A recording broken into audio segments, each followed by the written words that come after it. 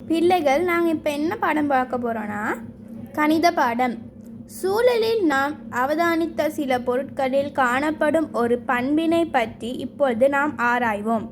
அந்த பண்பு என்னதுன்னா சமாந்தர நேர்கோடு. இந்த ஏனையிலையும் ஜன்னல்லையும் அந்த சமாந்தர நேர்கோடு இருக்குது. அப்புறம் இரண்டு நேர்கோட்டுகள் ஒன்றை ஒன்று இடைவெட்டும் சந்தர்ப்பம் நான் கீழே காமிச்சிருக்கேன்.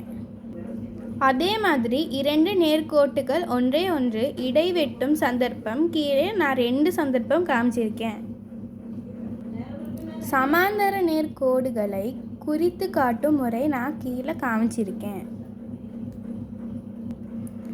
சமாந்தர நேர்கோட்டு துண்ட ஜோடினா இப்படி தான் இருக்கும்.